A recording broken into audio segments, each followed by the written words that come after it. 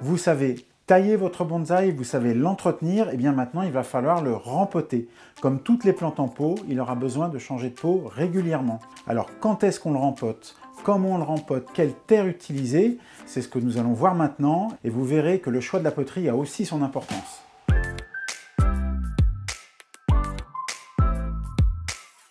Quand est-ce qu'on doit rempoter un bonsaï?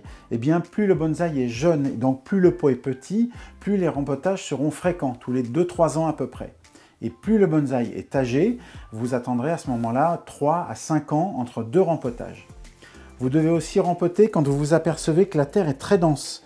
Si vraiment la terre est dense et dure, ça veut dire qu'à l'intérieur, il y a beaucoup de racines et que là, il est à l'étroit, il va falloir le mettre dans un pot plus grand. Et la meilleure période pour rempoter les bonsaïs, c'est au début du printemps, mars-avril. Le choix de la poterie est très important parce qu'elle va compléter et sublimer la forme de votre bonsaï.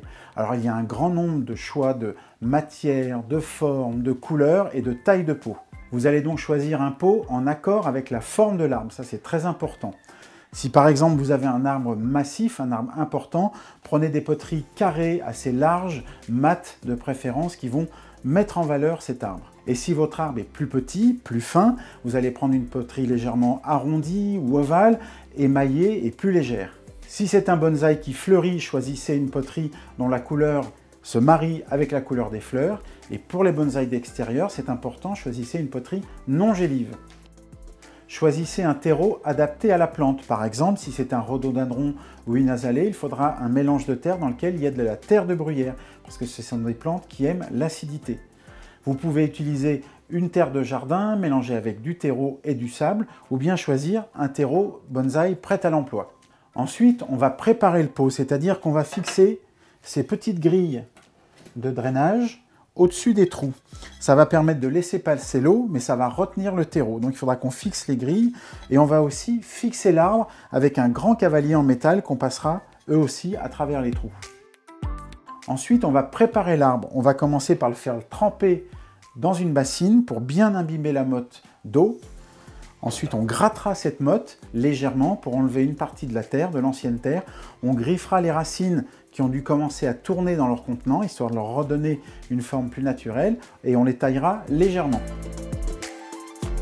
Et puis on va installer l'arbre dans son nouveau pot. Alors on va faire un petit monticule de terre pour pouvoir le poser dessus. On essaye de poser l'arbre légèrement décentré. C'est plus joli quand l'arbre est mis sur le bord du pot qu'en plein milieu. Ça, c'est vraiment pas joli. On va fixer l'arbre au pot avec le cavalier en métal qu'on a préparé tout à l'heure.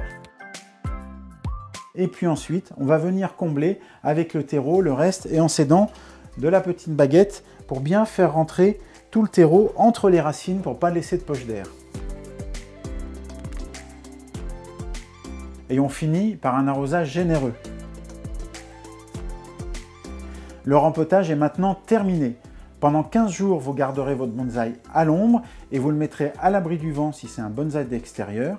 N'apportez pas d'engrais pendant 1 mois, le temps que les racines cicatrisent. Et il se peut qu'ils se mettent à perdre des feuilles, mais ne vous inquiétez pas, c'est une réaction au stress du rempotage et c'est tout à fait normal.